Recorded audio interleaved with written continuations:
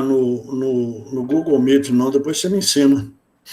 Faço um tutorial com você, sem problema. Então, né, fazer a introdução bonita aqui, para começar a gravação. Né, hoje a gente tem a honra de receber o professor Geraldo Magelo Costa.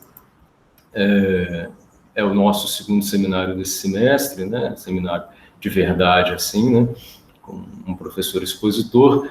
Geraldo, ele é professor aposentado na UFMG. Ele possui graduação em engenharia elétrica, né, engenheiro eletricista pelo FMG, formado em 69, mestre em planejamento urbano e regional pela UFRJ, no que viria a ser depois o IPUR, em 75, e PhD pela London School, em 84. Realizou estudos de pós-doutorado na Universidade da Califórnia, em Berkeley, no final dos anos 90, e exerceu, né, uma enorme quantidade de posições acadêmicas e trabalhos acadêmicos no Instituto de Geociências da Universidade Federal de Minas Gerais ao longo da sua carreira. Além da atuação intensa na UFMG, né, e no Comitê de Avaliação da CAPES, e na Associação Nacional de Planejamento Urbano, a ANPUR, da qual ele foi presidente, Geraldo sempre teve um pé também na extensão, um pé fora da universidade. Então, né, como está escrito lá, um pouco contado no texto que eu compartilhei com vocês, desde os anos 70, o Geraldo vem desenvolvendo trabalhos com planejamento urbano propriamente dito, né, na prática, como planejador, desde lá atrás, né, no Plano de Desenvolvimento Integrado do Vale do Aço, depois uma experiência nacional com a discussão dos planos diretores, nos anos 90 e nos anos 2000, e entre outras experiências, mais recentemente, no Plano de Desenvolvimento Integrado da região metropolitana de BH e no macrozoneamento também, né, da região metropolitana aqui de BH. Então, né, eu poderia ficar o resto do dia aqui fazendo essa apresentação, mas, né, sem mais delongas, vou passar a palavra para ele e fica à vontade para fazer suas considerações. Eu vou estar aqui passando os slides, Geraldo. Qualquer coisa você me cutuca, fala para eu saltar, passar mais rápido, etc. e tal. Eu te falo na hora de passar cada um, tá bom? Tá bom. Carregando. Bom, boa tarde, então, né, a todos. É uma honra para mim, né, você atender esse convite aí do Renan. O Renan também já falou em disciplinas minhas aqui na UFMG, então é sempre bom a gente fazer essas trocas de algum tipo de conhecimento que a gente está avançando, né, e eu gosto, né, de fazer esse tipo de coisa. O Renan me falou que, de fato, eu sou um professor aposentado, né, mas continuo como voluntário na UFMG e fazendo um balanço recentemente, eu acho que eu estou trabalhando mais como voluntário do que eu trabalhava quando eu era o chamado funcionário ativo, né, na UFMG. Eu continuo orientando, né, continuo na pós-graduação. O semestre passado eu dei aula para graduação também, eu vou fazendo um caminhão de coisa. Até que um dia a gente para, né? Para porque, de repente, os alunos não querem mais. Mas vamos lá, né? Isso foi só uma brincadeira aí de entrada, né? O Renan já falou um pouco aí sobre... Eu estou vendo aqui que tem 15 pessoas, né? Contando com nós dois, é claro. Eu mandei 2 textos, Renan, ou mandei um livro também? Mandou 2 textos. 2 textos, todos 2 a serem publicados, não é isso? Isso. Um deles vai ser lançado agora, esse maior, que o Renan falou um pouco sobre ele, né, que é praticamente quase com uma memória minha, né? Ele vai ser lançado agora no dia 16, no formato de livro.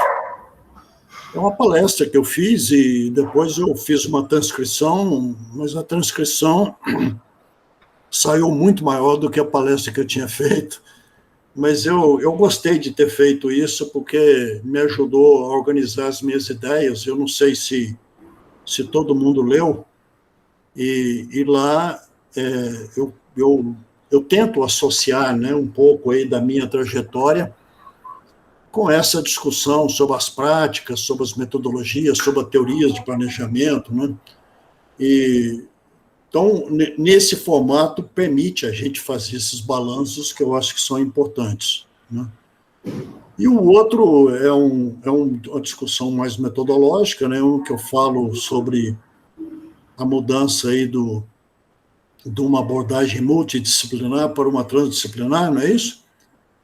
E que também foi uma reflexão me pedido aí pela professora Esther Limonade, que ela está fazendo um livro de textos de vários autores para um curso que ela oferece lá na Federal Fluminense. Tá? Então, também deve ser lançado ainda nesse mês de junho. Tá? Mas o que eu preparei aqui hoje, na hora que eu fui preparar, falei, bom, não tem sentido aquele texto que eu mandei para vocês, se todo mundo vai ler, eu preferia que vocês me interrogassem sobre aquele texto. E aí eu preparei uma outra apresentação que está mais num formato de aula mesmo do que de uma palestra, né? Espero que isso esteja aí dentro do aceitável aí pelo Renan, né? Não sei se... Eu aceito tudo, fica tranquilo. Então tá bom. O Renan falou que eu fiz o meu mestrado, que hoje é no chamado IPUR, né, lá da UFRJ. Naquele momento que eu fiz o meu mestrado lá, que lá ainda ele funcionava na COP, né, que era da engenharia. Então, é até muito engraçado. Todo dia eu estava conversando isso com o Roberto Montemor também. O nosso mestrado é em engenharia de produção, né, mas foi em planejamento urbano e regional. Mas como era dentro da COP, então saiu com esse carimbo de engenharia de produção. Não tem nada de engenharia de produção, né, mas saiu assim. Mas, de qualquer jeito, lá naquele momento, né, que eu estava fazendo esse mestrado, tinha uma leitura que nos foi apresentada, né? O Renan podia passar primeiro aí. Tem uma leitura que nos foi passada, que é um livrinho pequenininho, né? Foi editado pela Beth Mindlin Laffer. Eu até olhei outro dia para ver se ela ainda estava viva, tá, e tal. Mas tem um capítulo, um primeiro capítulo, que foi escrito pelo Fernando Henrique Cardoso, lá em 1970 e poucos, né, em que ele começa fazendo uma reflexão que eu acho que é uma boa introdução para o que eu pretendo fazer aqui nesse nosso bate-papo, né. O Fernando Henrique Cardoso, naquele momento, ele ainda era sociólogo, né, quer dizer, depois, não sei o que ele virou. Bom, e ele, então, se pergunta, logo no início do texto dele, né, que ele diz o seguinte: seria planejamento e política conceitos antagônicos? Né? A gente lendo isso, eu gosto de começar nessa introdução, porque eu já entrei em algumas discussões em eventos internacionais. É muito difícil, às vezes, nos eventos de planejamento, você tentar passar para esses estrangeiros que você falar em planejamento no Brasil é você falar em política, né? Então, por isso que eu acho interessante esse texto do Fernando Henrique Cardoso, que ele nos permite entrar nesse tipo de discussão, né? Então, ele mesmo, desenvolvendo em torno dessa pergunta dele, ele diz, né, de um lado, considerando a questão do ponto de vista positivista, são palavras dele mesmo, tá? Ela falou: se decisão pudesse decorrer somente de experiência anterior, estaríamos diante de uma prática rotinizada, consentida entre vários atores, estaríamos no campo da administração. Inclusive, esse destaque está lá no livro, né? Administração. Ou seja, opções políticas já estariam configuradas no passado, assim como os objetivos a serem alcançados. Então, isso se transformaria praticamente numa atividade mais rotineira, mais no campo da administração da gestão do que, de fato, de planejamento, da forma como a gente pensa. Nesse caso, né, o planejamento seria apenas administração racional, ou seja, seria um processo de distribuição ótimo dos recursos e dos meios, tendo em vista os objetivos dados, os fins ao serem alcançados, né? Aí já vem a primeira discussão, né? Pode deixar um minutinho lá, Renan, por favor? Já vinha a primeira discussão em que desse ponto de vista, dessa racionalidade do planejamento, até hoje a discussão passa muito por aí, né? Quer dizer, é uma forma de você pensar nessa ligação entre os meios, os recursos que você tem e os objetivos que você quer alcançar, os fins que você quer alcançar. Né? Pode passar, por favor. Aí ele diz o seguinte: de outro lado, no entanto, sabe-se que a fixação de objetivos, fora de uma perspectiva positivista, cai no campo da decisão política. Ou seja, palavras dele, imposição, embora legitimada, de uns grupos sobre outros, constituindo-se, portanto, em função criativa e dinâmica, esfera não racionalizada da vida social que envolve grande complexidade.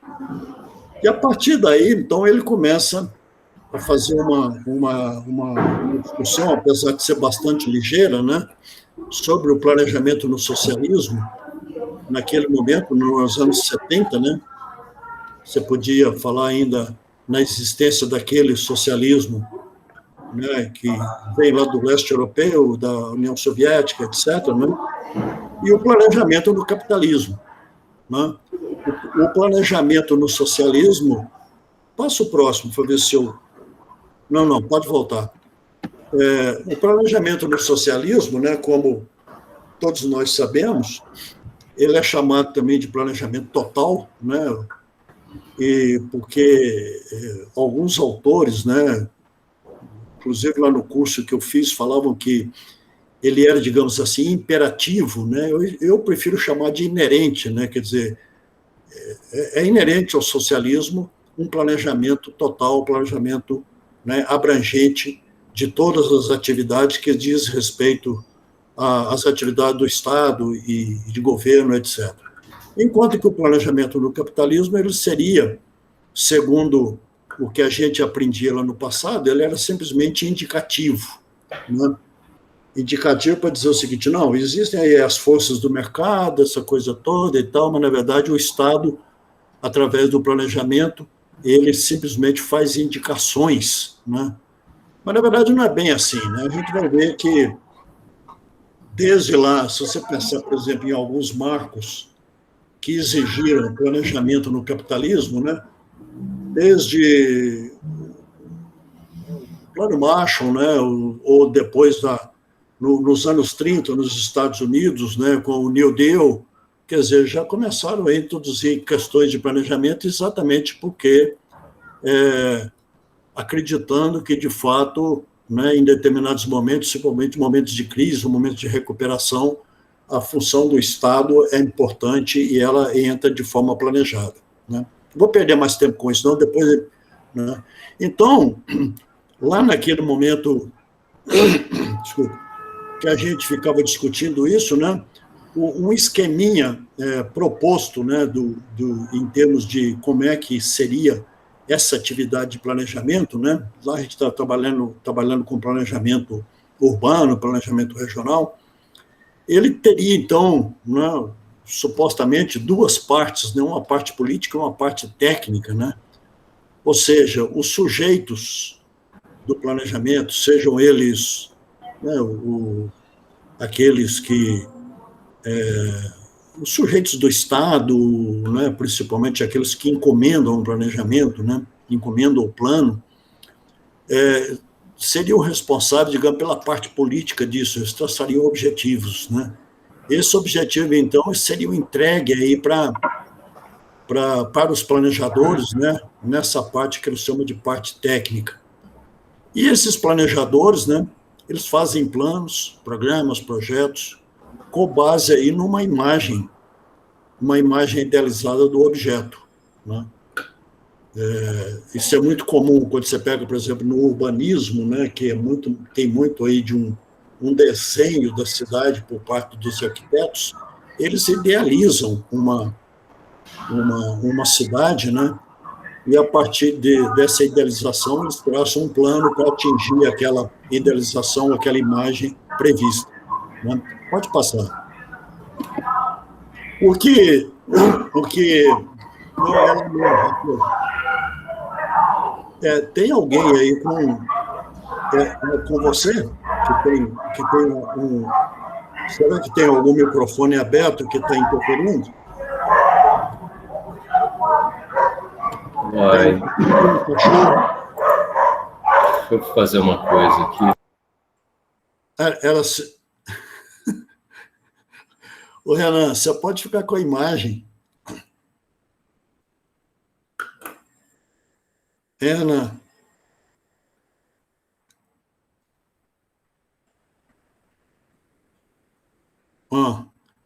Bom, então, mas acontece o seguinte, quando você pensa no planejamento, principalmente da forma como ele se desenvolveu no Brasil, como a gente vai ver daqui a pouco, existia sempre essas setinhas que eu coloquei aí, né? Quer dizer, através dos planos, através da elaboração de planos, que significa também você traçar prioridades, fazer uma série de coisas nessa direção, saber programas, projetos, os planejadores geralmente tinham a intenção de influenciar na decisão política, né, de lá voltar para influenciar os sujeitos.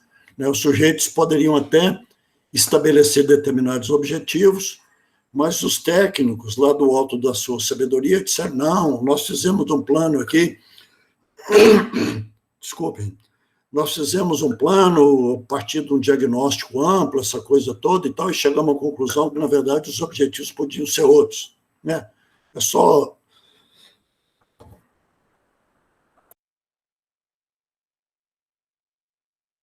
Hoje eu tive que fazer um exame aí, então afetou alguma coisa aqui na minha garganta, desculpem. Então, passa a próxima, Renan. Então, eu diante desse esquema que eu mostrei para vocês, eu fui lá numa determinada autora, que chama Susan Feinstein, quando ela discute essa questão do planejamento tecnocrático, né? Que é exatamente aquilo que a gente estava falando, né? Ela diz o seguinte, que os tecnocratas tornam explícita a crença dos planejadores de que existe, de fato, um interesse público comum que os experts bem intencionados, em inglês é of goodwill, podem identificar e maximizar. Como os planejadores tradicionais, eles procuram substituir política por administração científica. É aquela ideia que está na lâmina anterior, né, de eles substituírem, né, a política que seria definida lá pelos sujeitos através de uma certa administração científica obtida através dos planos. Né? Pode passar. Então, isso foi só uma introdução, né? Eu queria falar um pouco também aí ainda daquele momento em que a gente fazia os nossos cursos lá de planejamento, lá no mestrado, né? Isso aqui foi retirado assim, de anotações do curso, né?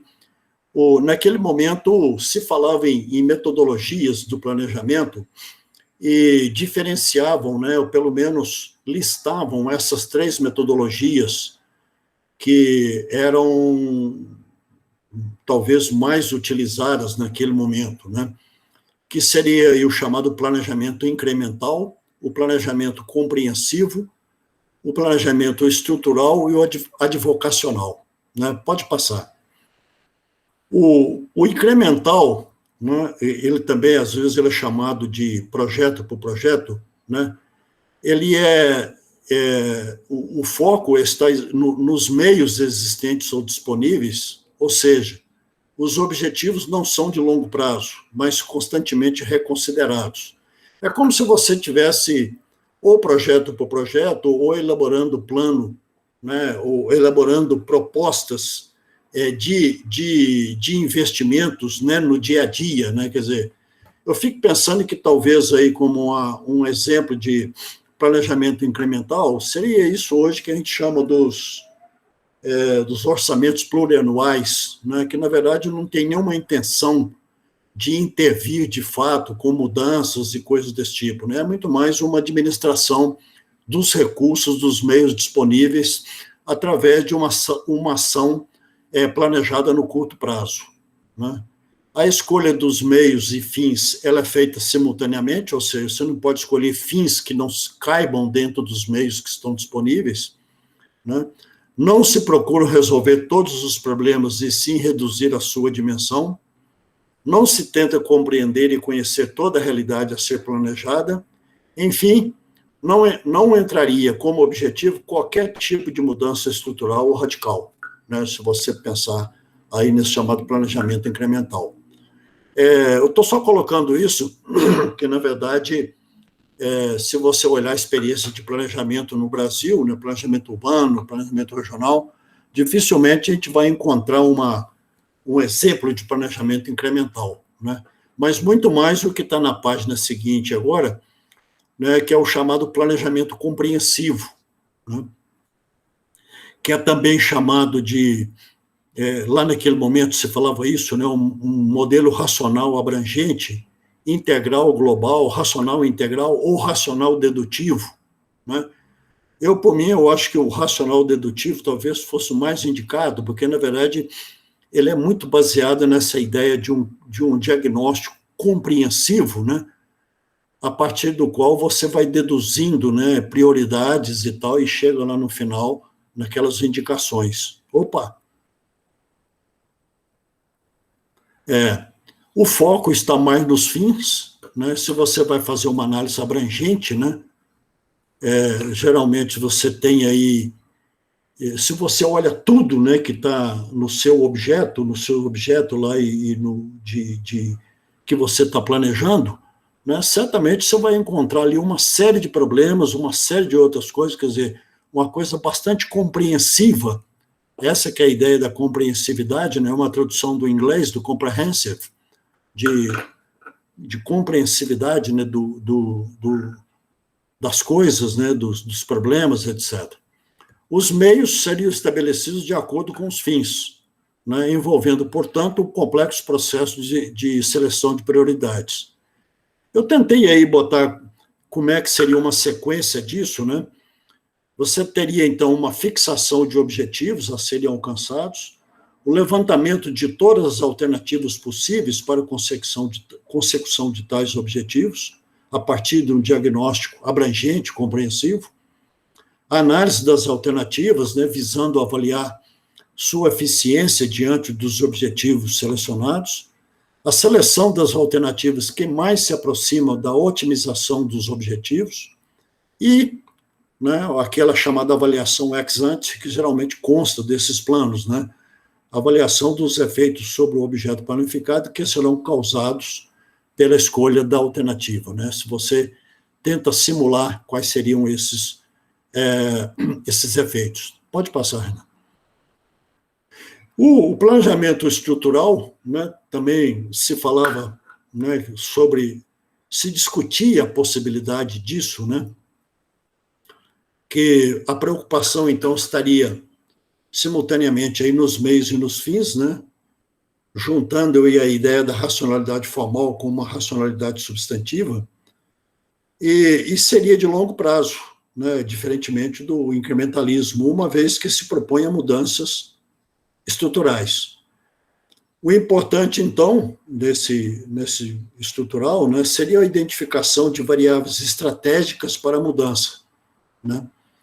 E se falava naquele momento, né, que que eu acho que pode ser um bom exemplo, né, que um exemplo aí de plano estrutural, planejamento estrutural, seria o plano trienal, lá do período João Goulart, lá no início dos anos 60, né, que a partir da escolha de determinadas variáveis estratégicas, um plano aí elaborado pelo Celso Furtado, né, e outros, e através de algumas variáveis estratégicas que dizia o seguinte, olha, se não mexer nessas variáveis, não muda nada.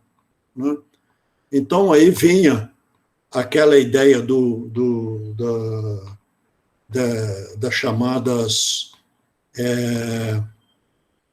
como é que eram chamados mesmo? Essas variáveis estratégicas, que foram selecionadas, né? Quer dizer, por exemplo, a questão da reforma agrária, a reforma do Estado, acabou também entrando aí nessa coisa, a reforma urbana, a partir de um certo momento. Isso é o seguinte, olha, se não forem feitas, chamadas reformas de base, se não forem feitas as reformas de base, não muda nada, né?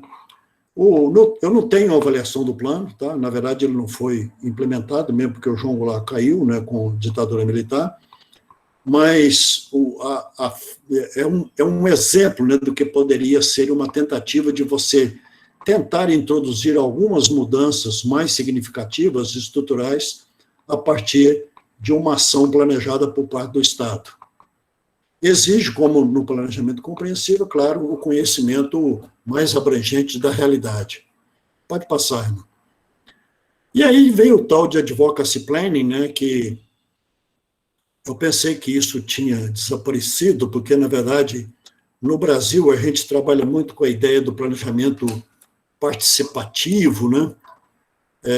Mas outro dia alguém estava falando nisso, né, no advocacy planning, que é isso aí, né, que os planejadores buscam representar os interesses de vários grupos dentro da sociedade, né, principalmente aí com a preocupação com a pequena representatividade de minorias e de grupos de baixa renda, etc. Né. Recentemente eu estava lendo uns textos aí para uma outra disciplina, e se falava também numa ideia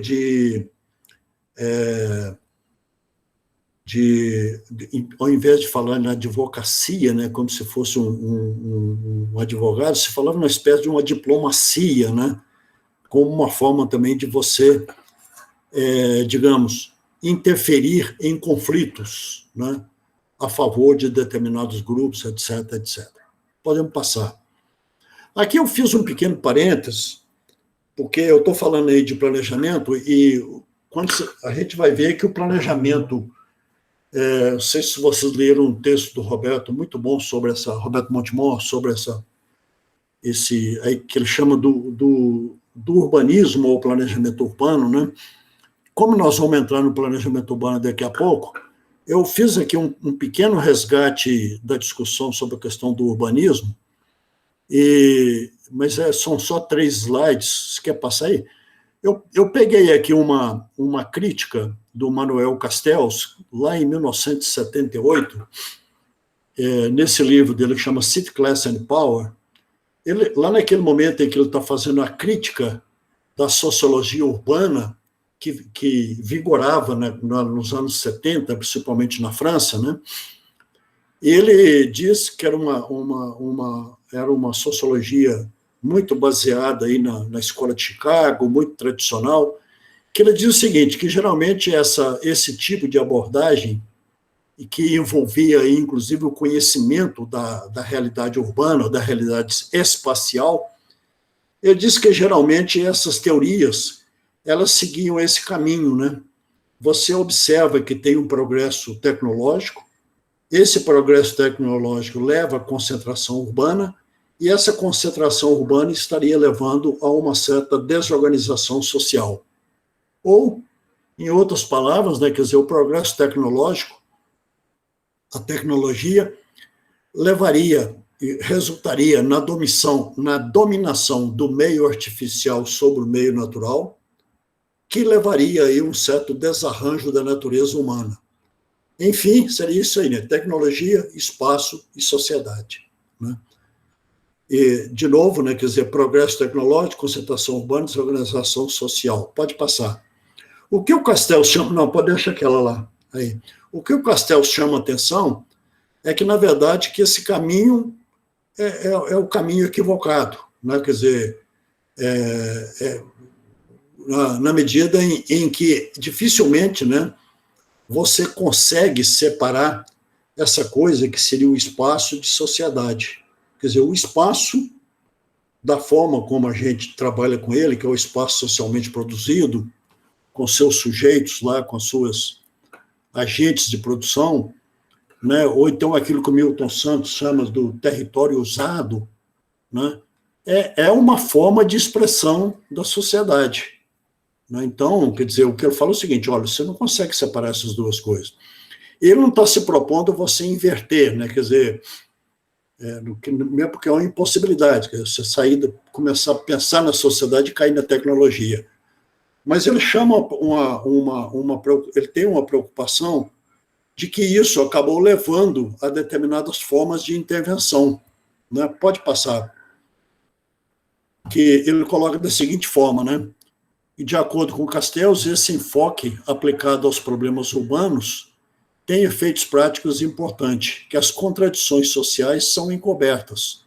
E a solução para os conflitos que apareceriam lá nas contradições do urbano, do espaço, tornam-se técnica e não política.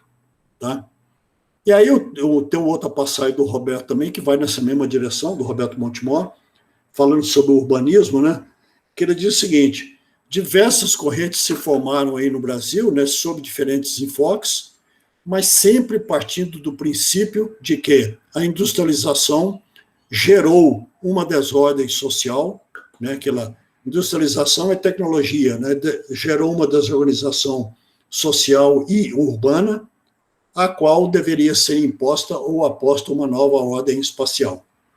Foi muito uma visão, né, do urbanismo, é muito isso, né, quer dizer, é como se você visse a cidade como se fosse simplesmente uma coisa fixa, né, um espaço construído simplesmente sobre o qual você iria agir, né, através do urbanismo, e com isso você poderia estar influenciando para a melhoria das condições de vida da população, etc., etc.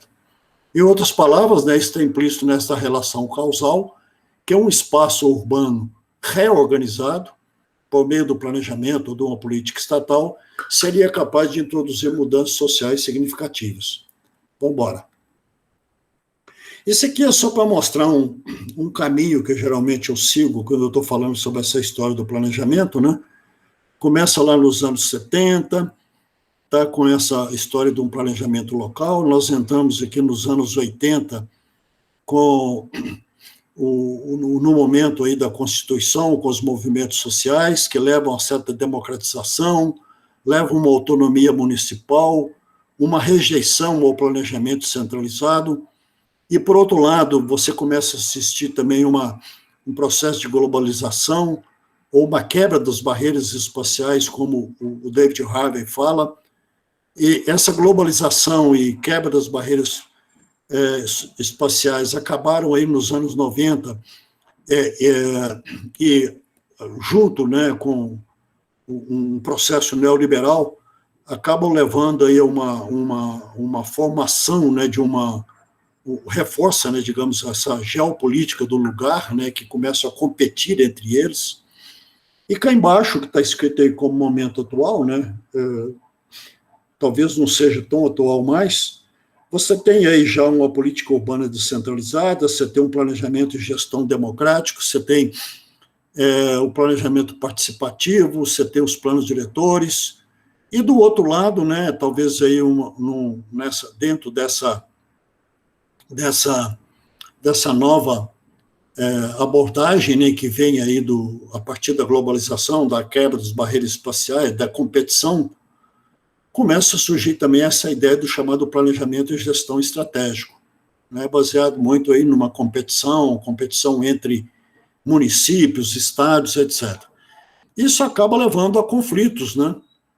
Eu disse que no momento atual, então, você tem que lidar com esses conflitos. Quer dizer, de um lado, uma tentativa aí no planejamento de você caminhar para uma direção de um Estado mais democrático, né, um planejamento mais democrático, e do outro lado, um planejamento mais de natureza e de gestão, né, estratégica, a partir da ideia da competição. Né? Eu coloquei o planejamento metropolitano como que a gente vai falar um pouco sobre ele como no meio desse conflito, né? Vamos embora, senão não dá tempo. Então, começando já lá no início dos anos 60, né, ocorreu lá um seminário, que foi o chamado Seminário de Habitação e Reforma Urbana, em 1963, ainda no período João Goulart, que discutia, né, que foi chamado Seminário do Quitandinha, ele foi realizado no Hotel Quitandinha, em Petrópolis, e que, a partir dele, surgiu um anteprojeto de lei de reforma urbana que entrava muito aí dentro dessas ideias da reforma de base aí do governo João Goulart. Você nesse anteprojeto de lei, né, que, na verdade, era uma peça também, era um instrumento de planejamento, né, você nota ali claramente uma crença no Estado, né, no Estado Nacional Democrático. Eles propunham, nesse anteprojeto, você criar uma SUPURB, que é uma superintendência de política urbana, né, nacional, que seria ligado diretamente ao presidente da República, ou seja, totalmente centralizado, exatamente acreditando nessa crença, né, que havia um chamado para essas reformas de base, uma discussão para essas reformas de base, e supostamente um Estado democrático que vinha se consolidando por meio aí do João Goulart naquele momento, poderia, né, conduzir, digamos, uma superintendência de política urbana nacional de forma aí... Eu não vou falar mais sobre isso não, porque isso é muito longo, mas depois, se vocês quiserem, eu encaminho textos que falam sobre isso, né? E com o golpe, a ditadura, com o golpe militar de 1964, né, junto com o BNH, que é criado em 1964, né, o Banco Nacional de Habitação, cria-se também o Serviço Federal de Habitação e Urbanismo, chamado CERFAL, né? O CERFAL, então, ele acaba sendo... Vou passar rapidamente também, no texto do Montemor também tem boa informação sobre isso. Ele então, começa a financiar os chamados Planos de Desenvolvimento Local Integrado, principalmente a partir de 1966. Aí sim, era uma metodologia daquilo que a gente viu lá atrás, a metodologia do chamado planejamento compreensivo, tá? O planejamento deles era chamado planejamento compreensivo e integrado, era multidisciplinar, né? Se lá naquele momento lá do urbanismo, geralmente tinha um predomínio muito grande do arquiteto e do engenheiro, né? Quer dizer, era uma atividade quase que física, né? De você trabalhar os aspectos físicos das cidades, às vezes também o embelezamento da cidade. Então, quer dizer, a metodologia que veio aqui se propõe, né, a trabalhar com essa ideia de uma abordagem multidisciplinar, né? Os grupos que eram montados para fazer esses planos, que eram financiados pelo CERFAL, então tinha o arquiteto, tinha o engenheiro, tinha o administrador, tinha o sociólogo, o geógrafo e vários outros, né? O advogado para fazer a lei, aquela coisa toda e tal, a lei do plano, essa coisa toda, né? Então, isso durou algum tempo, né? Foram elaborados firmas, né? Foram elaborados planos, principalmente pelas firmas privadas, que se constituíram bastante naquela época, tinham várias firmas que produziam isso, mas eu, naquele momento que estava na Fundação João Pinheiro, a Fundação João Pinheiro, apesar de não ser privada, de ser pública, né? Era uma autarquia, né? Ela entrou também nesse processo de produção de planos diretores. Foi daí que surgiu aquela minha experiência que está relatada lá no artigo, no capítulo de livro que eu mandei para vocês, né? Não vou falar sobre também está lá nesse capítulo meu e está também no capítulo lá do Roberto Montemor, né? Mas durante um período de vida muito curto, aí, de 66 até 73, foram só 237 municípios que fizeram seus planos, né? 68% deles tinham a população inferior a 50 mil habitantes, e aí esses números, né? 28% entre 50 mil e 250 mil, e só 4% acima de 250 mil. Eu botei o modus operandi disso, né? Porque era o CERFAL tem assim um longo, né? Uma longa lista metodológica que as firmas eram obrigadas a seguir, né? Faz o diagnóstico depois você faz um seminário, depois desse seminário, então, você traça diretrizes, faz outro seminário, aí você, depois das diretrizes, você traça propostas, faz outros seminários, propostas são aprovadas, aí isso vira propostas definitivas, já com orçamento e coisa desse tipo, tá? Mas, na verdade, já tem alguns comentários, pode deixar lá um pouquinho, tem alguns comentários sobre isso, né, que falar que é um planejamento compreensivo, que tinha, e era multidisciplinar. Existia, inclusive, uma brincadeira que se fazia naquele momento, né, dizendo que o planejamento integrado, na verdade, essa integração ela se dá muito mais no grampeador, né? O sociólogo fazia o trabalho dele, o engenheiro fazia o dele, né? E no fundo, ficava como coordenador um arquiteto que fazia o seu trabalho também um tanto independente. E, quer dizer, eu estou fazendo essa crítica, mas, na verdade, se vocês olharem algum plano daquele momento, né, em alguma prefeitura, e provavelmente é fácil de achar isso, eles produziram, de fato, bons diagnósticos, boas reflexões, porque eram bons profissionais trabalhando, né, acreditando naquilo lá do tecnocrata, de acreditar que poderiam fazer alguma coisa, etc., né, dos técnicos. Pode passar, né? Depois disso, do Cefal, que morreu lá em 73, tem algumas iniciativas que continuaram aí já inspiradas nos problemas que foram levantados lá no seminário de Quitandinha, né, que era o problema de habitação, que era o problema da terra urbana, né, e já começou, então, aí surgiu uma série de coisas, né? Primeiro veio essa lei de parcelamento, que é a famosa Lei 6766, de 79, que está aí até hoje, ela está em vigor, né? Mas, dando continuidade àquela proposta lá de trás de você pensar uma reforma urbana, já começaram a surgir algumas propostas dentro do chamado Conselho Nacional de Desenvolvimento Urbano. Mesmo no período da ditadura existiam esses conselhos que, às vezes, funcionavam bem. Teve um projeto de lei em 1977, um outro anteprojeto de lei de 1982. Eu não vou falar sobre eles, estou só dando notícia, mas depois a gente, se alguém tiver interesse, tem como buscar essa informação, né? Aí chegamos no processo constituinte, né, dos anos 80. Se vocês leram lá o meu trabalho, né, que foi um momento em que eu acabei me envolvendo muito nisso, né? Eu estava como diretor, um dos diretores aí do Sindicato de Engenheiros, que se envolveu muito amplamente nessa mobilização aí dos anos 80 aí no processo constituinte. Então, no processo constituinte tinha, né, depois que os constituintes fizeram uma primeira versão da Constituição, colocaram ela em discussão. E nesse colocar em discussão, era permitido as chamadas emendas, tá? Emenda de iniciativa popular. Tá? Então, teve uma emenda popular da reforma urbana. Foi essa que eu me envolvi mais naquele momento, né? E foi um momento interessante, né, de uma discussão aí, coordenada pelo IAB,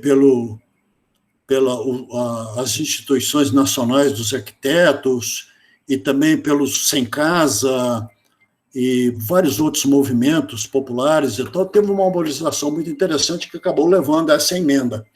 Essa emenda foi apresentada aos constituintes, né, que acabaram não aproveitando muito dela, acabaram reduzindo a um capítulo, né, na Constituição, que é esse que está aí, né, que é o capítulo da política urbana, da Constituição de 88, que são os artigos 182 e 183. E foi aí, então, nesse capítulo da Constituição, que começou-se a dar mais materialidade a essa ideia da função social da propriedade, tá? Que vocês já devem ter ouvido falar aí em vários lugares, né? E dentro dessa ideia da função social da propriedade, lá no capítulo da Constituição, já se falava em alguns instrumentos que seriam fundamentais para você atingir essa chamada função social da propriedade, que era o parcelamento ou edificação compulsória, está lá na Constituição, né, o IPTU progressivo, e a desapropriação para fins sociais. E mais, falava-se também na obrigatoriedade de um plano diretor, apesar de isso não ter sido pedido na emenda popular. Tá? Pode passar. Além daqueles 3 instrumentos, depois, quando o capítulo da Constituição foi regulamentado através do Estatuto da Cidade, que foi aprovado em julho de 2001, né, outros que aí já falavam nos planos diretores também participativos, já começam a entrar também outros instrumentos, né, que deveriam ser, que acabaram passando também aí, se não estavam na Constituição, entraram depois, através de várias mobilizações, né, entraram aí no chamado Estatuto da Cidade, que é o chamado direito de preempção, a outorga onerosa do direito de construir, as operações urbanas consorciadas, transferência do direito de construir, o estudo de impacto de vizinhança, etc., etc. Eu não vou falar sobre cada um deles, pode voltar lá um pouquinho, Rana, mas essa ideia da outorga onerosa do direito de construir, ela vinha sendo discutida desde lá dos anos 60, né? É aquela ideia de você separar o direito de propriedade do direito de construir, né? Como se nada... Pelo fato de você ter uma propriedade, não quer dizer que esse direito de construir está garantido. Você teria que pagar, né, ao poder público um determinado valor para você poder construir naquele local. Em alguns lugares, isso, inclusive, era absoluto. Em algumas cidades italianas, por exemplo, naquele momento lá, que eram administrados pelo Partido Comunista Italiano, elas puseram isso de maneira absoluta. Ou seja, o coeficiente de aproveitamento era 0, né? Quer dizer, se você quisesse construir num determinado... Você tem o direito de propriedade, mas não quer dizer que você tem o direito de construir. A separação era absoluta. Para você construir, você teria que pagar, né? Você teria que pagar um certo valor ao poder público, né? Aqui no Brasil, essa discussão vem se arrastando há longo tempo. Se vocês seguiram a aprovação do último plano diretor de Belo Horizonte, que foi esse aí de 2019, ele já conseguiu colocar essa outorga onerosa do direito de construir. Mas não foi com coeficiente 0, foi com coeficiente 1, né? Ou seja, significa que, se você tem um lote de 1.000 metros, você pode construir, você tem um direito já adquirido de construir até 1.000 metros, né? Seja empilhado, ou seja, construir, né, mais de 1.000 metros. Se você quiser construir além disso, e a legislação permitir que você faça isso, você tem que pagar, né? E por isso que é a concessão onerosa do direito de construir, que também tinha um nome esqueci. Pode passar, Renan. E aí veio, depois do Estatuto da Cidade, 2001, o Estatuto da Cidade tinha uma obrigação de que todos os municípios acima de 20.000 habitantes, participantes de região metropolitana, tivessem os seus planos diretores aprovados até 2016, né? E foi feito, né? Quer dizer, um monte de planos aí, nessa safra, que eu estou chamando a safra aí de 2006, né? Foi feita uma pesquisa em 2007 e 2008 para ver a efetividade desses planos. Eu participei desse processo, que eu acho que também está relatado lá naquele capítulo que eu mandei para vocês, né? E, na verdade, o que se nota é que ele foi obrigatório, mas parece que, em grande parte dos municípios, principalmente nos menores, isso foi feito muito para cumprir o que determinava a lei, né? Na verdade, nada tinha sido implementado, né? Tudo era julgado para lei complementar e coisas desse tipo e tal. Então, Tem um balanço grande disso aí num livro que foi feito, organizado pelo coordenador disso, que foi o professor Orlando Júnior. Depois, então, é um outro também texto que, se o Renan depois quiser passar para vocês, eu posso passar. Ou seja, foi aprovado lá em 88 a obrigatoriedade do plano diretor, mas em 2006 os planos diretores também ainda não tinha nenhum tipo de efetividade, né? Eles estavam sendo elaborados e fizemos entrevistas em vários municípios, né, etc., e, na verdade, parecia muito mais como uma forma de cumprir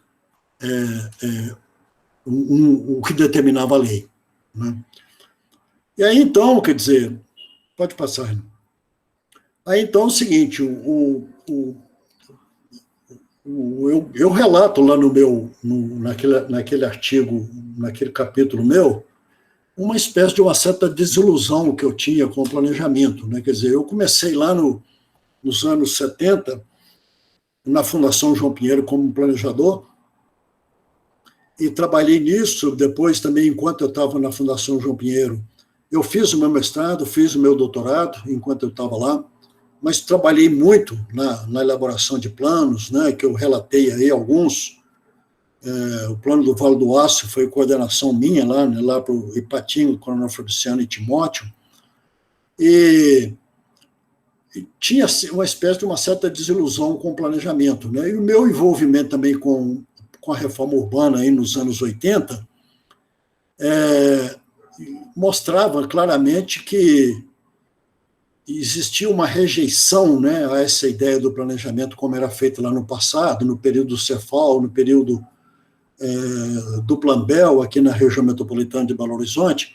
Então, com isso, foi trazendo uma certa descrença, né, nessa possibilidade do planejamento, enquanto política, né, enquanto uma possibilidade aí de introduzir ou de, pelo menos, promover mudanças significativas em termos socioespaciais. Mas aí, quando foi em 2006, pode passar, Renan, foi retomada aí, né,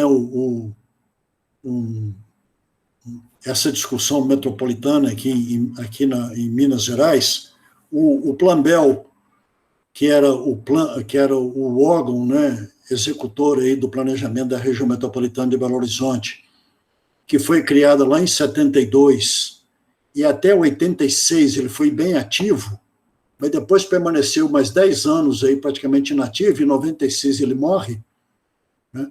E ficou muito tempo aí um vazio, né? Quer dizer, primeiro, a experiência de planejamento urbano, a planejamento metropolitano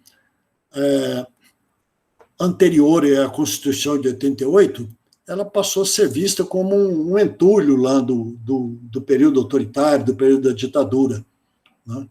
Então, teve uma rejeição muito grande a isso, né? E teve também muito a ideia do municipalismo, que foi muito forte na Constituição de 88, que propunha a elaboração de planos diretores. O planejamento metropolitano ficou mais ou menos esquecido. Até que lá em 2006, por iniciativa de um determinado deputado, começou-se de novo a recriar a região metropolitana de Belo Horizonte. Teve uma série de estudos anteriores e tal, mas a universidade, a UFMG, ela foi convidada para elaborar o plano de desenvolvimento, o plano diretor de desenvolvimento integrado, esse PDDI aí, né, a partir aí de 2008, 2009. Mesmo com alguma relutância nossa no primeiro momento, de alguns nossos que já tinham experiências anteriores, mas que agora estávamos na universidade, já em contato com um tipo de abordagem mais crítica em relação à questão dos estudos urbanos, mas a gente acabou aceitando como um desafio, né? E que hoje, já adiantando, né, eu avalio que foi uma experiência muito positiva, né? O PDDI que a gente desenvolveu aí nesse período de 2009 a 2011, ele envolveu aí não era só a UFMG, tinha também alguns participantes da PUC, da UERJ, tá? Ele envolveu aproximadamente 180 professores, alunos e alguns técnicos da universidade, numa verdadeira atividade de extensão universitária, que foi uma exigência que nós, coordenadores, fizemos. Claro, não tem sentido a universidade trabalhar como simplesmente uma prestadora de serviço, uma consultoria, né, para a elaboração de um plano. A gente achava que era importante trabalhar isso como uma atividade de extensão, que acabaria virando também uma forma de aprendizado, né? E foi, eu não vou avaliar isso aqui agora não, tá? Tem vários trabalhos aí que avaliam isso. Depois disso, nós fomos convidados novamente e elaboramos, né, o chamado macrozoneamento metropolitano. Aí já foi só o FMG, com mais ou menos 80 alunos e professores, com a participação mais significativa aí da arquitetura, da geografia, da economia, né, também um pouco da sociologia e da engenharia. E no período de 2016 a 2019, novamente fomos convidados, elaboramos aí os planos diretores para 11 municípios da região metropolitana de Belo Horizonte, aí com o envolvimento de 40 professores e alunos. Aí mais significativamente aí da arquitetura, geografia e economia, basicamente, né? Era uma atividade de extensão, né, que é isso que é importante, que está registrado aí em alguns textos que a gente escreveu, né? Pode passar, Renan. E aí o Plano Diretor de Desenvolvimento Integrado, que é o PDDI, pode passar. Quem éramos, né, quem somos e quem éramos, eu falei, quer dizer, nós coordenadores vínhamos já de atividade de planejamento, de técnicos de planejamento em momentos anteriores. Acabamos entrando para a universidade mais no final do século XX, aí, né, quer dizer, ou seja, coordenadores e parte da equipe vinha de experiências anteriores, né, e também um contato com a teoria crítica depois que entraram na universidade, né? Pode passar, Renan. E aí, as primeiras discussões nossas, né, falaram assim, não, tem que discutir uma metodologia, não vai ter que discutir a metodologia, mas aí nós preferimos, naquele momento, dar muito mais ênfase ao que a gente chamou do sentido do planejamento metropolitano no contexto da universidade. Ou seja, muito mais estabelecer alguns princípios, ao invés de uma metodologia. E são esses aí, né, quer dizer, o sentido crítico dos estudos e das propostas, né, você compreender a totalidade social, né, além daquilo que era muito comum das análises das operações, um sentido mais contemporâneo do planejamento, sair daquela ideia de reforma social, né, que permeava lá a experiência lá do CERFAL no passado, e passar para uma ideia muito mais de mobilização e aprendizado social, um planejamento para a transformação, né, social, política, econômica, ambiental, etc. Relações horizontais, ou seja, o saber técnico, científico, né, associado aí com aquilo que a gente chama do saber emanado da vida cotidiana, isso era muito importante, então, a participação de fato, o sentido político prioritário, né, construir sujeitos, cidadãos comprometidos com seu espaço de vida, inclusive para até dar continuidade ao planejamento, né, e a integração e identidade metropolitana, visando, então, a emancipação social. Pode passar. Ou seja, além dos princípios acima, que inclui a participação, baseamos-nos também aí numa abordagem intertransdisciplinar, né? Eu botei intertransdisciplinar, depois, lá na frente, se alguém quiser comentar isso, para a gente diferenciar um pouco o que eu estou chamando de multidisciplinar, interdisciplinar e transdisciplinar, né? Mas o transdisciplinar significa você quebrar, né, digamos assim, as fronteiras entre as disciplinas, né? E o interdisciplinar, talvez assim, você ter como foco determinado objeto e sujeitos visto por várias disciplinas, mas de uma forma integrada.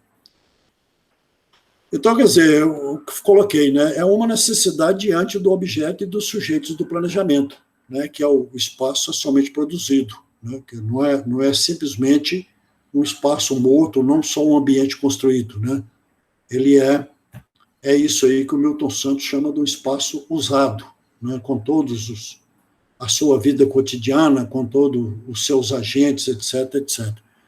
Ô, Renan, eu estou vendo aqui, eu estou meio preocupado. Eu já falei praticamente quase uma hora. Eu posso mais um pouquinho? Pouquinho? Então vamos lá. É, isso aqui foi um modelo, né? Pode passar. E, então, quer dizer, nessa ideia da transdisciplinaridade, né, ao invés de a gente trabalhar essas coisas separadamente, o econômico, o social, o ambiental, nós tentamos aí chamar de áreas temáticas, elegemos aí 10 áreas temáticas que embaralhavam um pouco essa ideia do econômico, do social e do ambiental. Mas aí, isso aqui também acabou virando meio um carimbo, né? As pessoas ficaram dentro de algumas caixinhas, das 10 caixinhas. Isso tudo foi implodido, usando aí um termo do Montemor, né? Acabou virando esses eixos temáticos que a gente chamou de acessibilidade, sustentabilidade, seguridade e urbanidade. Pode passar, né? Pode passar. E aqui, então, quer dizer, a seguridade com essa ideia, né, quer dizer, você ir além da segurança pública, né, mas você se preocupar com a segurança de aspectos essenciais à vida, a sustentabilidade, né, que são as possibilidades ambientais, econômicas e sociais para o desenvolvimento contínuo e permanente da vida plena, a acessibilidade indo além da ideia de transportes, né, mas é o acesso às possibilidades e qualidades da urbanização, para além da locomoção, e a urbanidade, que são os obstáculos e as potencialidades para a vida integral e plena. Tudo isso aí encapsulado dentro dessa visão maior de uma territorialidade e de uma institucionalidade. Pode passar. Eu não vou falar isso aqui está detalhando cada um deles, depois eu posso, né? E com isso, então, essa ideia aí de buscar aquelas ideias da acessibilidade, volta lá um pouquinho, Rona, a outra, aí, a seguridade, sustentabilidade e acessibilidade, de fato funcionou, né? Primeiro porque nas oficinas participativas, todo mundo entendeu isso, né? A pessoa chegava lá e falava, eu quero discutir, eu sou ligado à questão da habitação. Você falava, não, então você vai lá para a seguridade. Eu falava, não, eu estou querendo discutir habitação, mas no sentido de acessibilidade. Ou eu quero discutir habitação no sentido de sustentabilidade, ou de urbanidade, né? Então, quer dizer, fez uma mistura aí que foi muito, muito interessante, que de fato traduzia, né, a nossa intenção de trabalhar isso de forma inter e transdisciplinar, né? Isso aqui acabou funcionando bem. Pode passar. E aí, quando chegou nos planos diretores, eu acho que mais uns 5 minutos eu termino, Fernando.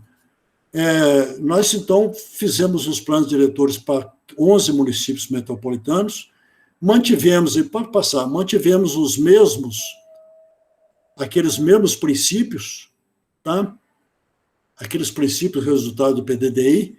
Nós não partimos, né, do Estatuto da Cidade como um modelo orientador de elaboração, como se fosse assim, um carimbo, né? Mas claro que ele estava presente nas mentes aí dos coordenadores e da equipe, e de fato ele foi um planejamento participativo, né? Ele tinha um grupo de acompanhamento que era paritário entre o pessoal da prefeitura e da Câmara e mais a sociedade civil, e que funcionou muito bem. Várias audiências públicas na forma de oficinas participativas de trabalho, né, muitas vezes coordenadas aí pelo pessoal do grupo de acompanhamento. Nós criamos uma coisa que chamava Espaço Plano Diretor em cada um dos municípios, né, que também tinha, a intenção é que ele ficasse um espaço físico, mas também um espaço virtual, que serviria de comunicação, né, mais ampla e de continuidade. Não vou falar sobre isso, né, os lumes, os lugares de urbanidade metropolitana, que estão até hoje aí, que depois a gente pode falar sobre isso, e reuniões constantes da equipe e do grupo de acompanhamento, que até o final, né, esse tipo de participação foi muito importante, né? Só para ir já chegando para o final, né, isso está em alguns artigos nossos que a gente já escreveu, alguns principais avanços, né, quer dizer, você tem uma metodologia inovadora, a gente não partiu da metodologia, ela foi sendo construída ao longo do processo, partindo de princípios, ela foi de fato participativa. A ideia da elaboração de mapas, né, que foi muito interessante, que foram chamados mapas colaborativos, né, que de fato não era simplesmente um instrumento do planejamento, ele era quase que um instrumento de diálogo para solução de conflitos, etc., que é uma espécie de cartografia social. A questão ambiental e da natureza acabou entrando com muita força.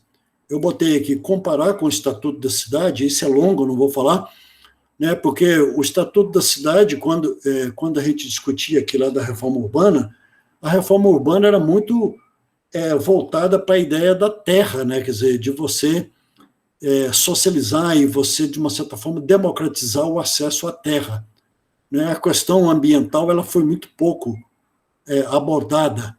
Aqui se eu tivesse tempo aqui, claro que esse aqui daria mais uma aula de 2 horas para falar sobre essa trama verde-azul, mas a gente brincava que se lá no Estatuto da Cidade falava em função social da propriedade da terra, aqui a gente está falando em função social da natureza. Né? Nós eliminamos as áreas no planejamento, né, na hora de fazer o zoneamento, nós eliminamos as chamadas áreas de expansão urbana e propusemos a ortogonerosa de mudança de uso, que é permitida pelo Estatuto da Cidade, né? Ou seja, as áreas de expansão urbana geralmente eram uma coisa de mão beijada que os planos diretores davam para os donos da terra, né? Não tinha que pagar nada para usar aquilo como espaço urbano. A área de expansão urbana era caracterizada como área urbana e não como área rural. E na medida em que a gente propôs a ortogonerosa de mudança de uso, nós tivemos praticamente duas áreas só, né? O perímetro urbano, a área urbana e a área rural. Para você transformar qualquer área que está na área rural em área urbana, você teria que pagar, que é a chamada ortogonerosa de mudança de uso. Né? E a ampliação dos instrumentos de controle social do planejamento urbano, criamos algumas coisas novas que iam além do que estava no Estatuto da Cidade, aqueles instrumentos que eu mostrei lá anteriormente, né? Esses comitês de interesse local foram muito importantes, e o mais importante, talvez, de inovação nesse nossa experiência, foi que, de fato, ela foi uma atividade de extensão de formação para o planejamento por meio da prática. Né? Eu acho que isso aí foi fundamental. Pode passar, Renan. E aí, hoje em dia, né, quando você olha a literatura sobre teorias do planejamento, a gente vê muito falar em planejamento radical, não vou ter tempo de falar sobre isso aqui agora, né, planejamento insurgente, planejamento subversivo e vários outros adjetivos. Né. O que a gente preferiu, né, falou assim, não, de fato, eu estou tentando escrever um pouco sobre isso, né, tentando eliminar essa ideia dos adjetivos e mais, digamos, para a coisa mais substantiva. O que a gente avalia no final da nossa experiência é que, na verdade, o que a gente promoveu foi, de fato, uma espécie de uma subversão do planejamento tradicional, tá? E com aqueles avanços que a gente introduziu e tal. Agora, o que significa isso? Você faz um plano diretor, termina lá no produto 9, foram 9 produtos, o produto 9 é um projeto de lei, o projeto de lei é encaminhado para a prefeitura, e aí começa o processo político lá dentro. Né? A prefeitura convoca novas audiências públicas, faz mudanças, encaminha para a Câmara, apesar da gente ter tentado antecipar vários desses conflitos, várias dessas discussões, através do grupo de acompanhamento. Né? Mas nem sempre funcionou. Alguns foram aprovados exatamente como foram aprovados no processo desenvolvido pela universidade, como, por exemplo, o de Rio Manso, quem quiser lá ver, está lá exatamente como foi, mas tem outros lugares que os conflitos continuaram, como, por exemplo, Mateus Leme, Joatuba, todos eles teve um processo aí muito provocado, principalmente pelos donos das terras, né, pelos interesses imobiliários, que acabou levando aí a alterações que ainda não sei, ainda está para ser avaliado. Pode passar? E acabou. Eu vou parar por aqui, não vou mostrar os mapas agora não, porque eu tomei muito tempo, mas se o Renan quiser deixar aberto aí, se alguém fizer alguma pergunta, eu posso, talvez, utilizar algum deles aí na minha, no diálogo. Peço desculpa, porque eu acabei entrando num tema muito grande e demorou muito. Obrigado. Obrigado a você, Geraldo. Obrigado pela palestra. E aí, para a gente dar prosseguimento aqui, já vou pedir aos inscritos aí para a nossa primeira rodada de perguntas que se manifestem, tentar fazer uma rodada com 3 questões dos alunos, das alunas, e, eventualmente, se tiver algum professor, colega, que eu não estou vendo a cara de todo mundo, tentar, né, nos controlar para dar a chance dos alunos falar. Eu tenho um monte para falar, mas vou ficar quietinho aqui por enquanto. Eu vi que alguém levantou a mão, foi o Gabriel? É isso. Rafael. E o Rafael e o Lucas. E o Lucas. Vamos lá, meninos, fiquem à vontade.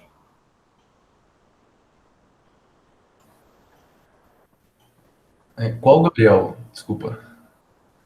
Vai, tanto faz, mas já que você falou, começa com você.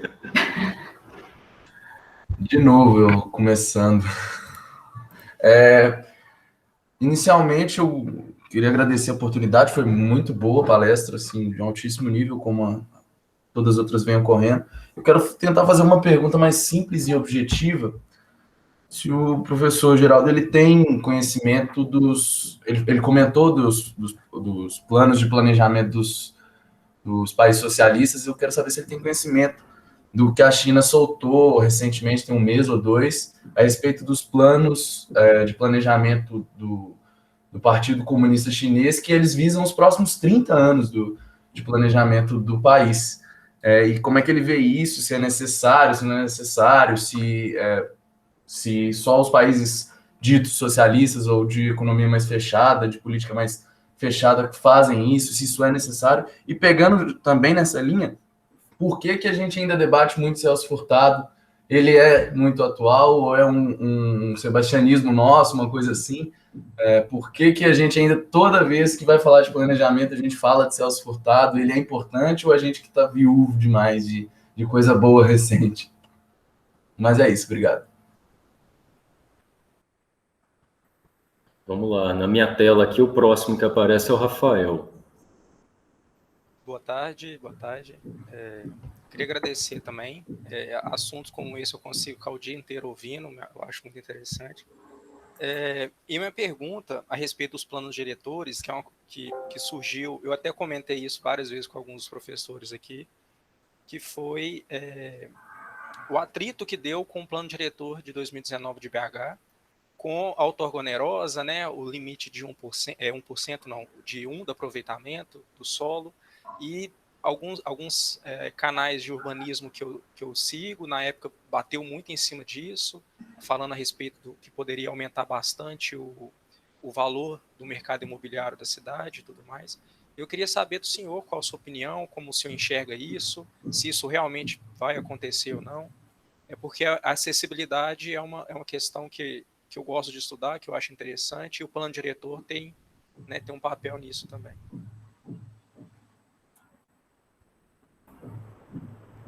Beleza. Acho que, para mim, aqui está sem ninguém na tela. Quem está no próximo? O Lucas Alves. Lucas, vai lá, Lucas. Primeiro, boa tarde a todos. Agradecer a professora Simone e ao professor Renan por proporcionar essa brilhante palestra do professor Geraldo aqui para a gente. Professor, a minha dúvida, de fato, ela é mais conceitual, né? Durante a minha graduação, a gente tem um percurso inteiro de governança e a gente discute muito planejamento urbano e o planejamento da cidade. E a gente muito falou durante a graduação sobre a recuperação das mais-valias fundiárias. E você apresentou os instrumentos, né, do plano diretor, as outorgas onerosas, e eu queria saber de você, se você acha que esses instrumentos já contemplam a recuperação das mais-valias fundiárias, ou se ela é, de fato, um instrumento que o Brasil pouco usa e precisa usar mais para entender o planejamento urbano da cidade e o desenvolvimento dela, né? Muito obrigado. Beleza, Lucas.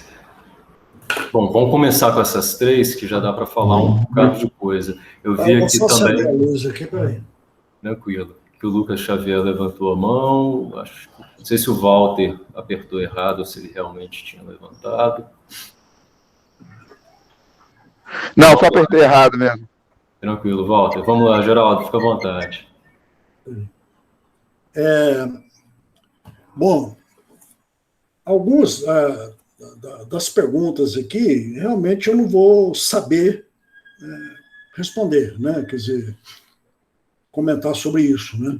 Quer dizer, a primeira pergunta, essa do Gabriel, né, sobre a China, né, que eu não tenho lido muito sobre o planejamento na China, como é que ele está se desenvolvendo. Quer dizer, não é um regime socialista, mas é um regime praticamente de um partido único, né, com um Estado forte e um Estado centralizador, né? E, geralmente, nesse tipo de Estado, tem, de fato, essa tendência de fazer esses planos abrangentes e de longo prazo, né? Agora, se ele vai funcionar ou se não vai funcionar, né? Eu tenho a impressão que o planejamento é um processo, né? Você estabelece um horizonte de 30 anos, mas ele não fica parado, né? Ele tem que, a todo momento ali, ser revisto, tem que estar sempre sendo readaptado de acordo com os eventos que vão acontecendo ao longo desse período. Mas, de fato, eu não sei, tá? Eu vou declarar aqui minha ignorância sobre esse tipo de planejamento que vem ocorrendo na China atualmente, tá? Com relação ao Celso Furtado, talvez até o Renan possa falar mais, que vem lá da economia, talvez possa falar melhor dele do que eu, né? Mas o Celso Furtado, ele teve um papel muito importante na discussão do planejamento no Brasil, né, desde lá dos anos 60. Né, foi o criador da Sudene também, né, também em planejamento regional, fez um belo trabalho sobre isso, né, que teve uma experiência também significativa na CEPAL, na Comissão Econômica para a América Latina. Então, quer dizer o seguinte, ele tinha o planejamento, e foi o primeiro, né, digamos, foi uma espécie de ministro do planejamento do João Goulart, né, se não me engano, né? Então, quer dizer, e teve um papel importante na elaboração do chamado plano trienal aí das reformas de base. Então, ele é uma referência muito ainda nesse sentido. Depois ele mudou, ele tem, claro, uma contribuição muito mais ampla do que isso, né? Inclusive uma discussão mais atual que ele faz sobre a questão cultural, e foi ministro da Cultura, né, no período aí da administração do PT. Então, continua sendo uma figura bastante central, principalmente na discussão que acaba tendo, né, uma relação com a ideia do planejamento, que é a discussão dele sobre a ideia do desenvolvimento, né, desenvolvimento e subdesenvolvimento, que ele discutiu lá, aí, junto, né, com essa crítica do Chico de Oliveira também sobre a chamada crítica razão dualista, né? Então, quer dizer, eu não sou um estudioso do Celso Furtado, tá? Com relação ao que o Rafael comentou, né, de fato, Rafael, você está se referindo principalmente ou especificamente ao plano diretor de 2019, né, de Belo Horizonte, e todo mundo acompanhou aí pela imprensa, né, a briga que houve aí. O Calil, inclusive, assumiu uma posição ao lado, né, da sua equipe técnica, no sentido aí de propor a outorga onerosa, né, do direito de construir, que é uma, como falei para vocês, quer dizer, desde lá do seminário de Quitandinha, passando por toda a discussão da reforma urbana dos anos 80, os problemas urbanos eram vistos muito aí como o problema de habitação, né? E a ideia que vinha lá desde o início dos chamados vazios urbanos. Existe aquela ideia assim, não, nós temos que... a cidade está se expandindo, né? Horizontalmente, excessivamente, e, no entanto, ela está cheia de vazios urbanos. Então, o que nós temos que fazer é arranjar algum instrumento para atacar essa ideia dos vazios urbanos. Aí começa a surgir essa ideia do solo criado, né? O nome lá que era dado naquele momento era do solo criado e tal, que hoje é a ortogonerosa do direito de construir, né? Que a proposta era essa, né? Que se você olhar lá na Constituição, tem aquela sequência, né, que os municípios deveriam aplicar, a política urbana deveria aplicar, que é da edificação ou do parcelamento compulsório. Você dá um certo tempo, né, para o proprietário da terra, para ele é uma proposta compulsória de construção. Se ele não atender, você aplica o IPTU progressivo no tempo, e se isso também não funcionar, você pode desapropriar aquele terreno dele. Mas até hoje eu não vi essas coisas acontecendo, né? Mas associado a isso, a ideia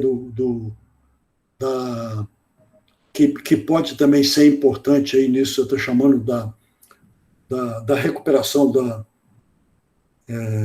mais-valia fundiária, né? Quer dizer, a ideia da ortogonerosa, ela poderia funcionar nessa direção, né? Mas não é muito clara também a sua aplicação pelo Brasil afora, né? Aqui em Belo Horizonte nós vamos ter que esperar, né? Porque ela foi aprovada, mas ela ainda tem um tempo aí de carência, digamos assim, que só vai passar a funcionar a partir de um determinado ano, que eu não me lembro aqui mais qual que é. Né? Daqui a 2 anos. Daqui a 2 anos ainda, né? Quer dizer, até lá vai chover de projetos na prefeitura, a prefeitura não pode negar a aprovação e vai ser sem ortogonerosa, né? Com relação aí a ideia que eu já comecei a falar um pouco aí, né, sobre a ideia da governança, sobre a ideia que o Lucas falou, que era uma ideia mais conceitual, eu fiquei me lembrando de uma fala na verdade, ele está num texto do Edésio Fernandes, que é um estudioso aí do direito urbanístico, né? Ele tem umas passagens bastante interessantes, que ele repete isso muito, e isso está muito claro lá num texto, numa revista de 2013, revista da UFMG, chamada Cidades. Tem um monte de artigos lá, tem inclusive o meu também, tem um do Edésio. Ele chama a atenção o seguinte: olha, o Estatuto da Cidade foi uma maravilha, né? Ele era, inclusive, assim, elogiado mundialmente, né? Bem completo, com vários instrumentos e tal, mas ele é uma lei, né? E a lei ela pode muito cair aí simplesmente naquela coisa simplificada do direito positivo, né? Quer dizer, não passar mais do que uma tentativa de cumprir aquilo que está ali, né? Tanto é que, se você olha por tudo aquilo que está lá no Estatuto da Cidade, né, aqueles vários instrumentos que são importantes, o que está, digamos assim, ganhando adesão mesmo de vários administradores municipais são as operações urbanas consorciadas, né, que, na verdade, ela está sendo usada de uma forma que não foi prevista no plano diretor, né? Ela está sendo usada favorecendo muito mais aqueles que têm propriedade da terra e que têm interesse imobiliário do que, de fato, o que ela poderia trabalhar no sentido de melhoria da infraestrutura, de determinados locais mais precários, etc., etc. O tiro saiu meio pela culatra aí. Então, o que o Edésio fala é o seguinte: olha, é uma lei, né? Quer dizer, para isso, para que uma lei de fato funcione, ela tem que estar, digamos aí, pressionada, né, pelas tensões sociais, né? Quer dizer, uma lei só não, né? Ela não prescinde, né? Ela não consegue se vingar se ela não tiver de fato um processo aí de pressão, né? Por parte aí dos movimentos sociais, da sociedade civil organizada, tentando inclusive fazer com que aqueles instrumentos tenham efetividade e tenham eficácia do ponto de vista social e político, né? Tem muita coisa escrita sobre isso, né? Eu acho que o do Edésio talvez seja esse texto dele é muito bom, ele faz um balanço muito, muito completo, apesar de ser um texto pequeno, está lá nessa revista, mas que é bastante completo aí nessa direção, tá? Legal. Na minha listinha aqui, o próximo é o Lucas Xavier. Só um comentário antes, né? Vários desses assuntos aí das perguntas aparecem extensivamente numa disciplina optativa que eu dei ano passado, chama alguma coisa como desenvolvimento urbano e dinâmica imobiliária, ou o contrário, não sei, né? Talvez eu dê essa optativa num outro momento aí, a gente tem mais tempo de conversar. A pergunta do Rafael vai ser respondida em detalhes semana que vem, né? A dissertação do Fábio é exatamente essa conversa. Se o plano diretor, ou de certa maneira, né, a recuperação da mais-valia, implica em preços de imóveis mais altos ou não. Lucas, fica à vontade. Boa tarde a todos. Geraldo, você disse aí que falou 1 hora, eu ficaria escutando várias horas, porque essa apresentação que você fez hoje aproximou muito da minha intenção de projeto, né? Eu estou ainda me apropriando de alguns conceitos, pois eu sou formado em psicologia. Então, quando você fala essa questão do intertransdisciplinar, isso faz meus olhos arregalarem, né? Porque o que eu quero estudar é essa questão desses impactos do desenvolvimento, desse planejamento, na vida psicológica dos moradores da cidade, da capital, né, e das cidades do interior, que é visivelmente o padrão de funcionamento totalmente diferenciado. Me angustia um pouco saber que esse estatuto da cidade não leva em consideração tanto as relações sociais, né? É muito triste isso. Trazendo ainda, né? Não sei, depois da aula de ontem da Simone, não sei se eu utilizo espaço urbano, território urbano, estou me apropriando ainda desses conceitos, mas eu gostei bastante que você trouxe essa questão do território usado, porque para modular, né, planejar esse desenvolvimento, nós temos que ter a consciência de que estamos mexendo com o sujeito, estamos mexendo com o indivíduo, com pessoas. E nós somos essas pessoas. E a interação dessas pessoas que possibilita, né, a construção das cidades, por exemplo. Então, quando você traz essa questão de ouvir o social, né, para trazer esse planejamento, você traz o planejamento advocacional, pelo menos a minha percepção, que foi que leva em consideração a minoria, mas ao mesmo tempo traz essa questão do outorga onerosa, né, que ao mesmo tempo você tem a terra, mas você tem que pagar para construir. Então, até que ponto eu estou dando esse espaço para a sociedade poder se relacionar ali, né?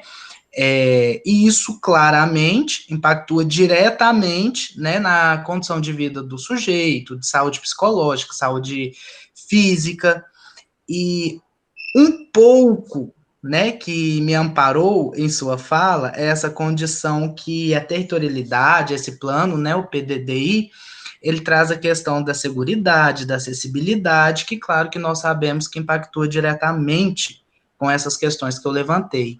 Mas a minha dúvida em questão é: quais são as variáveis que eu posso, por exemplo, analisar de grande impacto desse processo de planejamento que traz a seguridade, que traz a sustentabilidade, acessibilidade e urbanidade?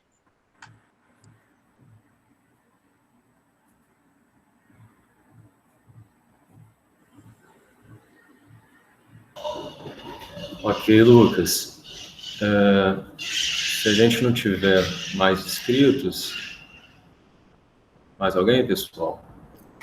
Eu vou me intrometer na fila aqui e fazer uma pergunta bem fácil, assim, sabe, Geraldo? Vamos salvar, né? O Felipe já falou num seminário aqui para trás, ele falou que é a pergunta Globo News, assim, né? Do cara que quer saber o que vai acontecer. Então, você tem aquele slide lá no começo, logo, né, que você chama de um momento, entre aspas, do novo planejamento urbano. Por um lado, né, trazendo a tradição da reforma urbana e da participação popular, mas, por outro lado, também muito pressionado, né, por interesses e por outras formas mesmo de pensar o próprio planejamento, né, planejamento estratégico, coisas desse tipo. No tempo do macrozoneamento, né, eu observei isso, né, diretamente ali entre as diferentes instituições que estavam envolvidas. E agora, né, aonde você acha que a gente está? Eu tenho a impressão que esse embate, de alguma maneira, ainda é presente, mas já se foi, né? Acho que a gente está numa situação, num outro ponto da história, em que o embate talvez seja bem mais grave do que esse. Então, é meio um pouco essa pergunta infinita, né? Aonde estamos, para onde estamos indo? Planejamento não vai responder isso, né?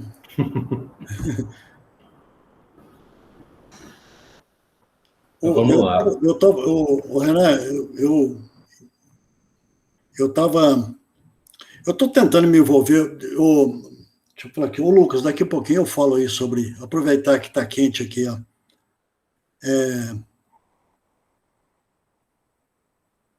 Nós estamos vivendo um momento atualmente, né? Quer dizer, aí nós estamos fugindo até da discussão sobre a questão do planejamento e entrando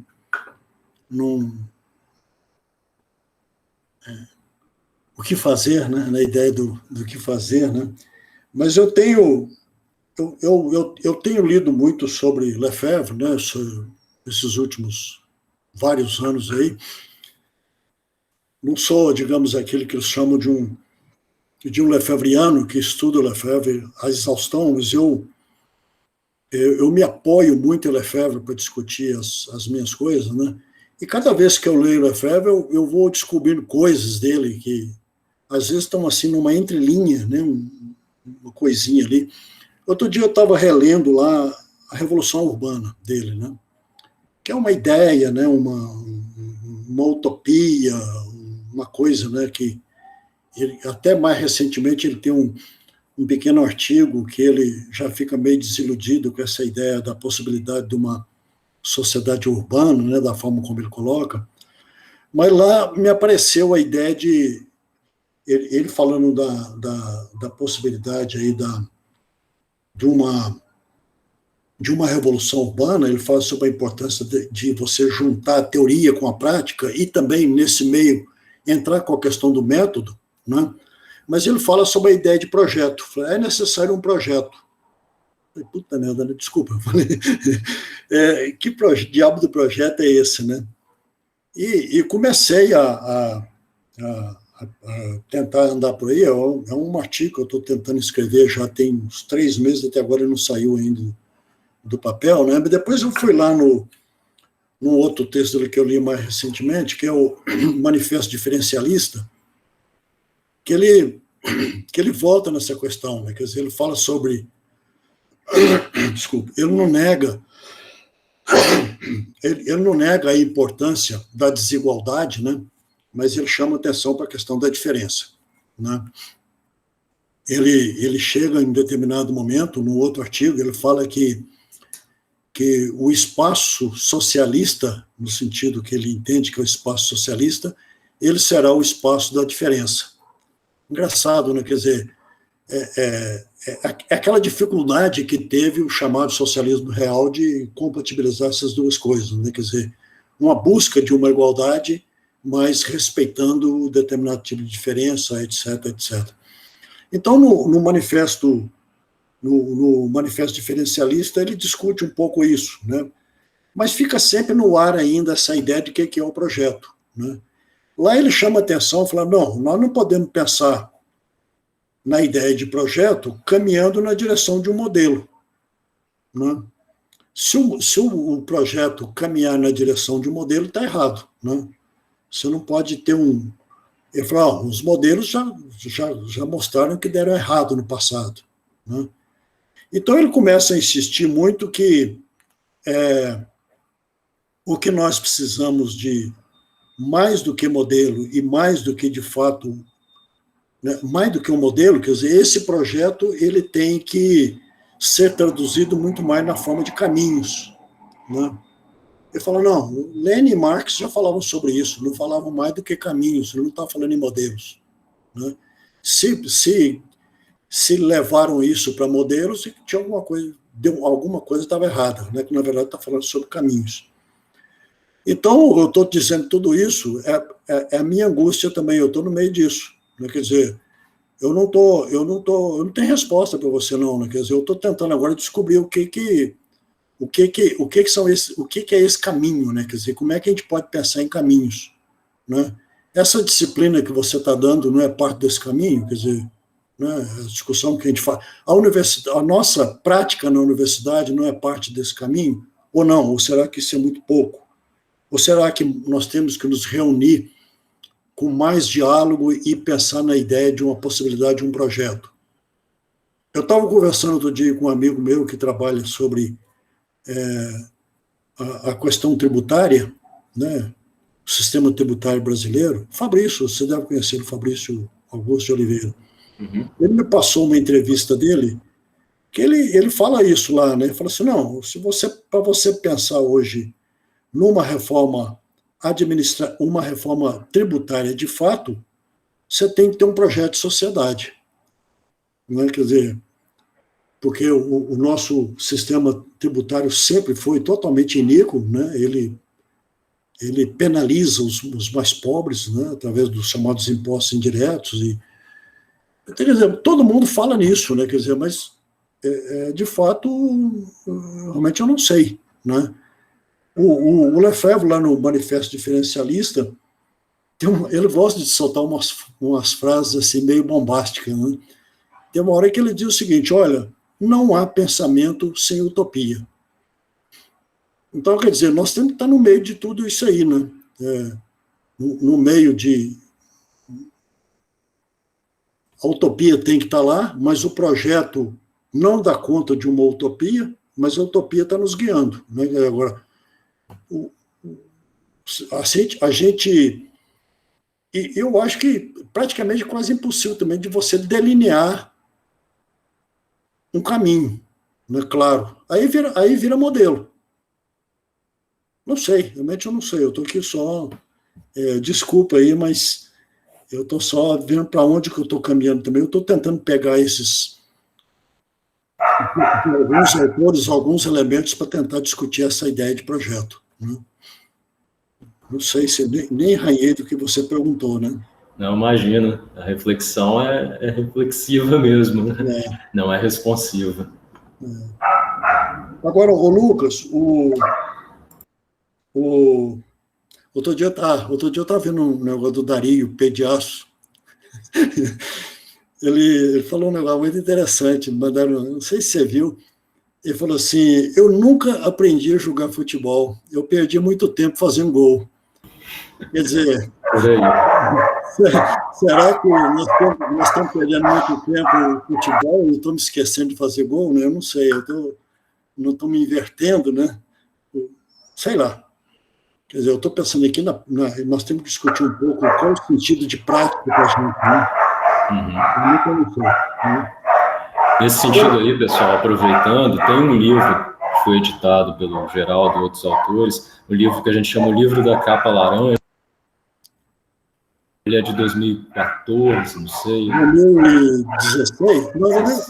14, 15, sei lá. Eu tenho um capítulo lá até, que o título do livro chama exatamente isso, né? Teorias e Práticas Urbanas. É um livro interessante para quem está pensando aí também na prática, né? Acho que vocês conseguem encontrar fácil esse livro por aí. Agora, o Lucas,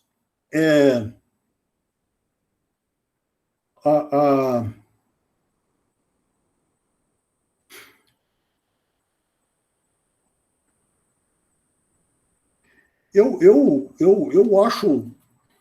Eu dou um curso lá na nossa pós-graduação, que chama Teorias Urbanas, e geralmente, quando ele começa a aparecer alunos de várias áreas do conhecimento, eu acho uma maravilha, né? Porque é ótimo, né? Quer dizer, você trazer coisas novas para a gente pensar, né? Para tirar um pouco, às vezes, o nosso ranço aí de ficar discutindo muito dentro de uma economia política e avançando para a crítica da economia política, entrando com o decolonial, mas, ao mesmo tempo, não podendo esquecer a crítica da economia política e tal, né? Quando alguém entra com novas ideias, né? Com novas possibilidades de pensar, isso abre um horizonte muito grande, né? Eu fico pensando, eu estava aqui um dia me lembrando de um professor. Eu fui fazer o pós-doutorado na Universidade de Berkeley, né, Universidade da Califórnia em Berkeley, e tinha lá no departamento de geografia, e tinha um professor que era da geografia cultural, né? Ele foi jantar lá em casa um dia, nós começamos a conversar, o que é isso, que tal, e eu estava lá muito envolvido com o Lefebvre, tudo com a crítica da economia política, e ele me deu assim uma aula de geografia cultural, né? E tem uma hora ali que eu cometi a besteira, né, de falar para ele assim, mas a sensação que fica é que essa sua geografia cultural não dá conta da totalidade. Ele quase me bateu, né? Quer dizer, depois eu fui ler coisas dele e tal, fui ler de outros autores, né? Tem um livro que eu gosto muito, um livro do Eduardo Said, né? Além do orientalismo, né, que é uma crítica aí de uma visão ocidental chamada Oriente, né? Ele tem um outro livro que se chama Fora do Lugar, né? Que é uma autobiografia, que ele mostrando que ele é um palestino, e passou por várias coisas, sempre fora do lugar, né?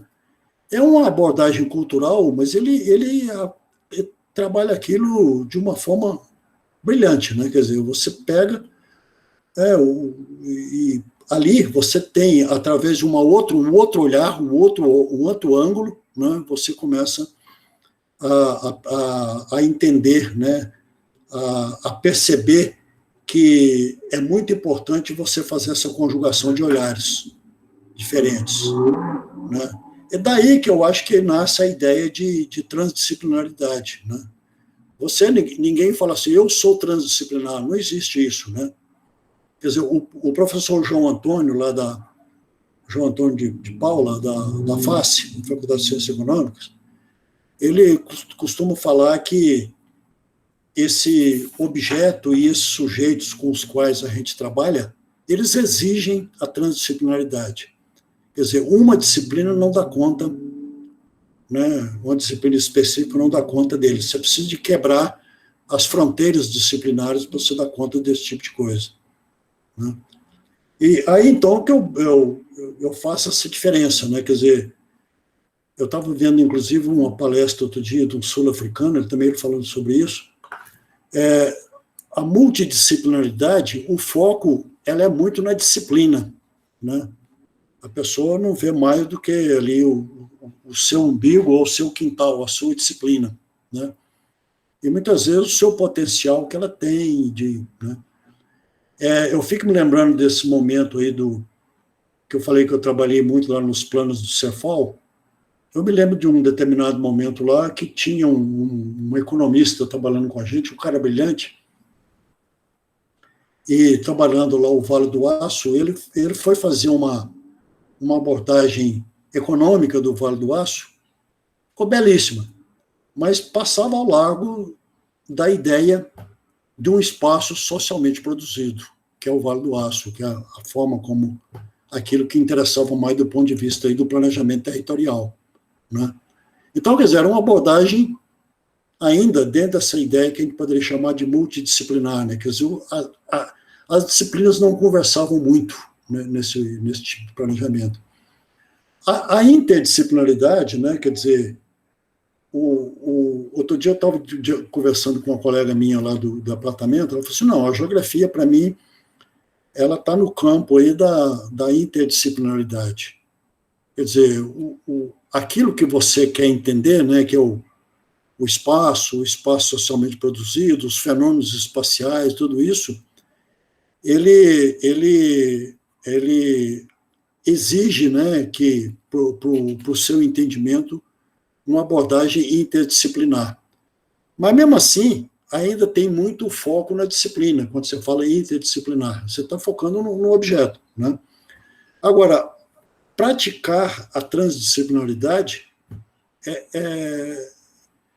não sei, me parece que é só na prática mesmo, sabe? Quando você entra na prática, aquilo que você falou, quando você lembrou lá dos 4 eixos, né, da sustentabilidade, urbanidade, seguridade, esqueci qual foi o outro, né? Você está sem som, mas... Acessibilidade. Acessibilidade, né? Aquilo, na verdade, foi assim... ele não foi uma coisa pré-estabelecida, ela surgiu na medida quase que de uma necessidade. A gente percebeu que, se a gente queria mesmo entender essas coisas totalmente relacionadas, esses fenômenos, os eventos, tudo aquilo que interessava, a gente precisava de mudar um pouco a nossa visão, o nosso olhar. Foi aquilo que eu falei, quer dizer, lá no planejamento do período Cefal, tinha um cara que trabalhava com a questão da habitação, o outro trabalhava com a questão do bem-estar social, o outro trabalhava com isso e aquilo. Foi aquilo que eu mencionei aí na minha fala. Se você pegar aqueles 4 eixos, a habitação está em todos. Tá? A economia está em todos, praticamente. A economia, ela é seguridade, ela é sustentabilidade, ela é urbanidade, ela é tudo. Entendeu? Então, você não consegue diferenciar aquela coisa setorial que você tinha, você não consegue diferenciar dentro daquele... Espera aí um minutinho.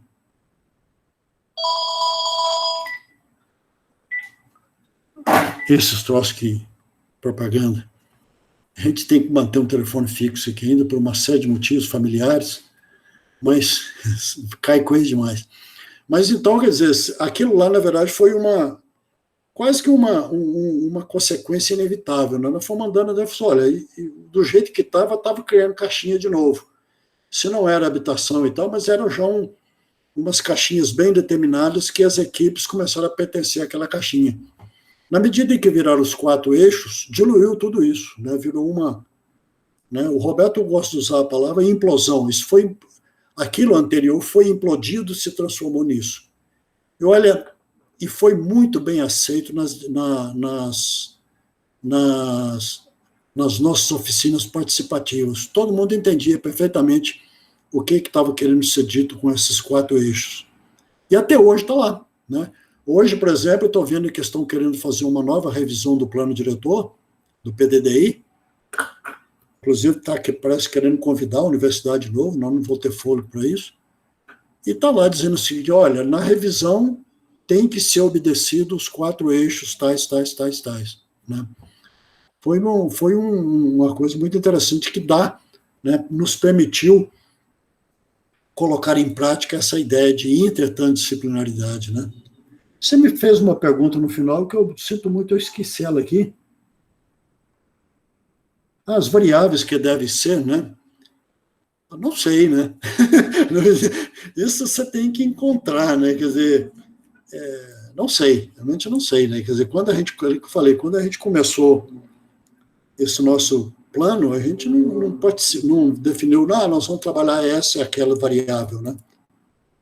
Agora, aquilo que eu falei lá do plano trienal, que foram selecionados algumas variáveis que eram importantes do ponto de vista nas quais você deveria mexer para trazer mudanças significativas, para isso você tem que conhecer a realidade, né?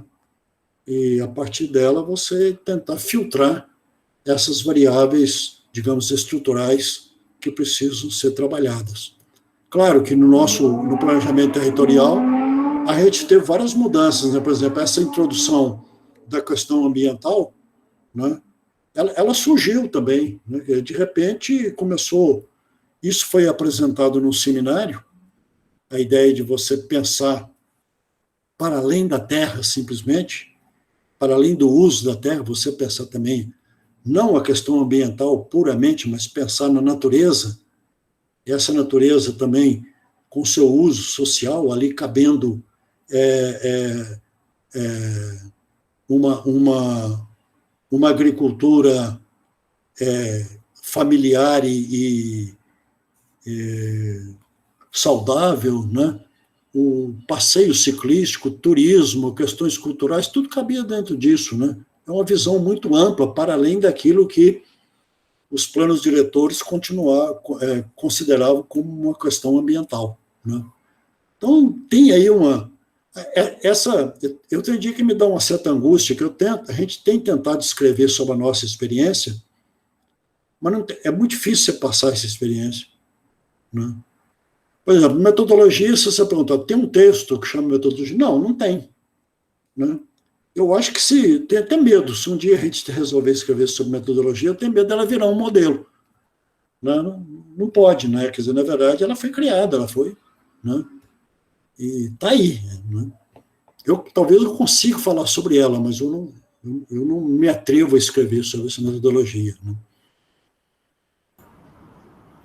Não tirei a sua angústia, não, mas posso acompanhar, se você quiser compartilhar isso com a gente, né? Ajudou sim. Não, assim, né? Acredito que ninguém vai tirar essa angústia, porque é a nossa realidade, essa diferença. Mas eu acho que o que escancara a minha angústia mesmo é isso que você disse, essa condição do econômico. É tudo voltado para o econômico, é tudo dinheiro, é tudo capital. E esquece um pouquinho de quem produz esse capital. E isso me angustia bastante. Claro. É uma coisa que você falou, Geraldo, que acho que tem muito a ver com fazer os gols e também com as metodologias, né? Fazer o quê? Fazer os gols, como disse o Dario, né? Do Dario. A experiência que não é transferível, né? Isso é muito peculiar. E, ao mesmo tempo, a legitimidade da universidade, né? Um pouco na minha pergunta do que sobrevive, né? Para onde vamos, eu acho que passados alguns anos dos últimos cataclismos, quer dizer, é uma coisa que sobrevive muito solidamente, né? A legitimidade da universidade. Esse processo, por exemplo, que o Geraldo comentou ali, de revisão dos planos dos 11 municípios, foi uma experiência em que o pessoal da universidade foi trabalhar dentro do Estado, dentro do prédio da agência que fazia isso no governo do Estado. Eu não estava nisso nessa época. Não. Oi? Não durou muito, não. Eu sei. Isso é outra discussão interessante, porque,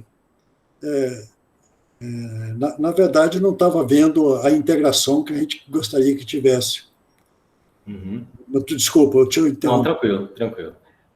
E eu estava 2 andares abaixo nessa época, em outra coisa do Estado, mas um dia eu topei com aquele monte de gente que eu conhecia, né, no outro andar, e o que vocês estão fazendo aqui? Esse projeto é dentro do Estado, mas é a universidade que faz. Então, isso é uma das coisas que eu acho que se mantém, que é muito valiosa.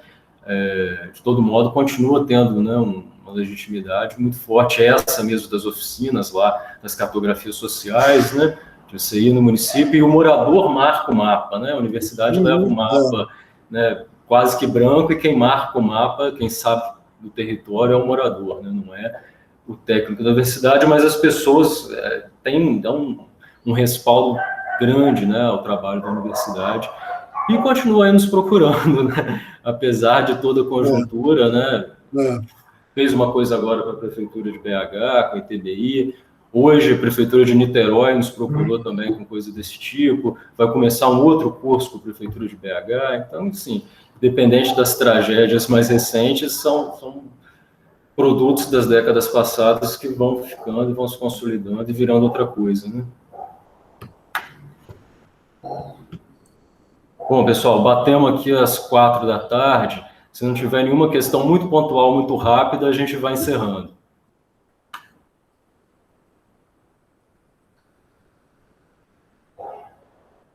Bom, então, sem mais, né, eu e as professoras aqui temos que ir para a Assembleia do Departamento agora ainda. Ixi. Pois é. E, bom, para os demais, uma boa resto de sexta-feira. Agradecer muito aí de novo ao Geraldo pela excelente conversa e torcendo para que a gente consiga fazê-la o mais breve possível pessoalmente, né? E leiam aqueles trabalhos meus que estão aí, fazem uma crítica em cima dele, é muito bom a gente receber comentários críticos, né? Obrigada, Geraldo, pela excelente palestra, e eu peço para os alunos permanecerem na sala para nós conversarmos um pouco, tá? Eu tenho ainda um tempinho aí de 20 minutos, tá? Sei que vocês estão curiosos, apertaram a Simone ontem. Então tá bom, obrigado. Então deixa eu saindo aqui. Obrigada, Geraldo. Foi muito bom. Muito bom. Obrigado, viu? Muito obrigada. Foi excelente, professor. Simone, fica aí. Aí, também? O Renan pode ficar?